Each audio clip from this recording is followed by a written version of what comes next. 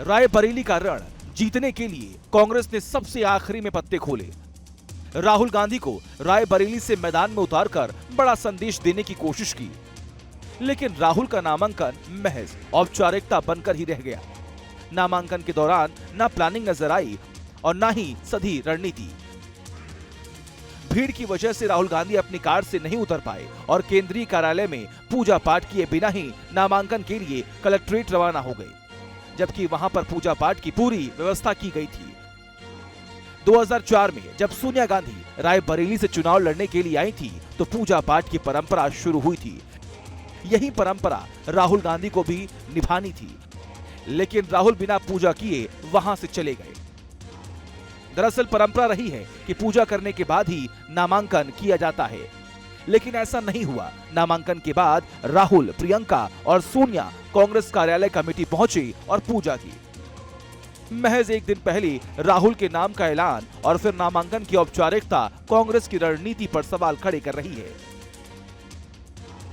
एक तरफ कांग्रेस की प्लानिंग कमजोर नजर आई, वहीं दूसरी तरफ बीजेपी की सधी रणनीति दिखाई दी।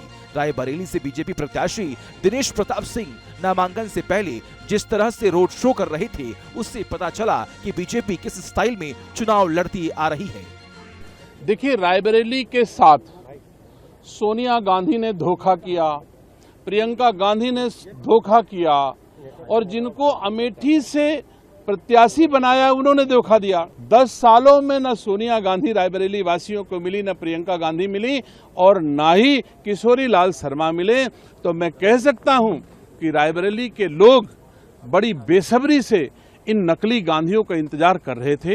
ये आ गए हैं, अब रायबरेली इनको अच्छे से सबक सिखाएगी। बहरहाल रायबरेली से राहुल गांधी को मैदान में उतारने से कांग्रेस उत्साह से लबरेज नजर आ रही है, जीत का दावा कर रही है। अमेठी से राहुल का रायबरेली में शिफ्ट होना, वहां पे केएल शर्मा जी को लड़ाना, गांधी परंपरा पहले भी तो सोनिया गांधी वहां से लड़ी थी। रायबरेली आई कि नहीं आई जब सीनियर हो गई, तो अब राहुल गांधी के लिए जगह खाली थी। अब राहुल गांधी यहाँ आ गए हैं तो निश्चित रूप से जो वरिष्ठतम सदस्य इस परिवार को होता है यहीं से लड़ता है। इंदिरा जी यहीं चल रही थी। रायबरेली से राहुल गांधी को उतारकर बेशक कांग्रेस जीत के तमाम दावे कर रही हो, लेकिन रायबरेली से राहुल की लॉन्चिंग को लेकर बीजेपी ने चौतरफा हमला बोल दिया।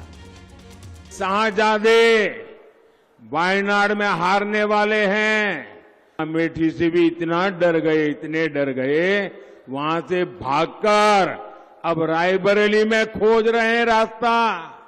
अरे डरो मत, भागो मत।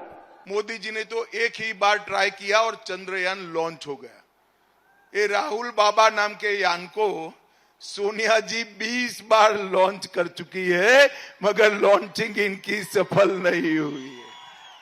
और आज 21वीं बार फिर से अमेठी से भागकर रायबरेली में पर्चा डाला। रायबरेली से राहुल गांधी मैदान में उतर चुके हैं। अब सवाल है कि क्या वो कांग्रेस का अंतिम किला बचा पाएंगे। रायबरेली कांग्रेस की पारंपरिक सीट रही है। 2019 के आम चुनाव में कांग्रेस यूपी की केवल एक लोकसभा सीट ही जीत सकी थी और वह सीट रायबरेली ही थी। सोनिया गांधी को राज्यसभा भेजने के बाद अब गांधी परिवार की विरासत को आगे बढ़ाने की जिम्मेदारी राहुल गांधी की है, लेकिन राहुल 2019 में अमेठी में मात खा चुके हैं और अब जिस तरह से रायबरेली में उन्हें आनन फानन में उतारा गया है, उससे तमाम सवाल भी खड़े हो रहे हैं। जब नामांकन के दौरान ही कांग्रेस अपनी ताकत दिखाने में चूक गई तो फिर आगे क्या होगा। Team news nation.